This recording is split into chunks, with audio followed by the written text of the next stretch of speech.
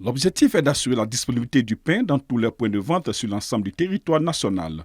Il s'agit également de contribuer à maintenir les prix du pain accessibles à la bourse de nos compatriotes. Après plusieurs mois d'échanges et de concertation, les différents acteurs de la filière pain sont arrivés à la conclusion de fixer le prix du sac de farine de blé à 23 000 francs CFA, le sac de 50 kg.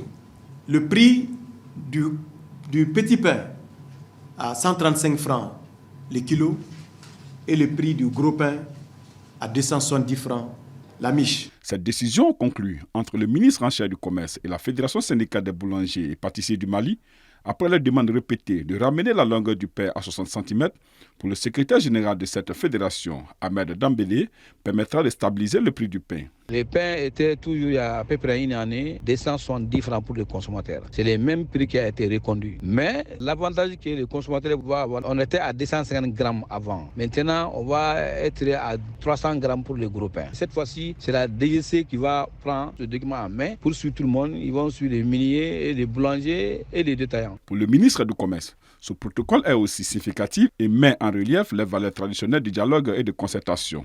Je voudrais particulièrement insister auprès de l'ensemble des acteurs pour que tous les engagements qui ont été pris ici puissent être respectés scrupuleusement et sur l'ensemble du territoire national.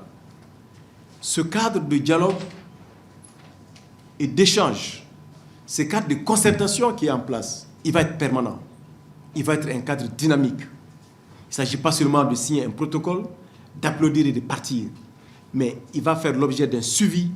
Si Mbakan Fofana, de l'Association des consommateurs du Mali, se réjouit de cette nouvelle, il interpelle les autorités sur les conditions d'hygiène en matière de transport du pain au Mali. Ce n'est pas le prix seulement qui intéresse les consommateurs. Ce que l'État doit avoir surtout, ça c'est les conditions de transport, les conditions de vente du pain qui sont déplorables.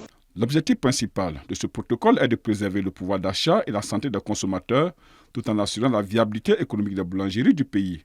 En outre, un comité tripartite composé du ministère du Commerce, des meuniers et des fêtières des boulangers est mis en place pour travailler sur plusieurs préoccupations des boulangers afin de faire face à l'inflation constatée dans le secteur de la boulangerie.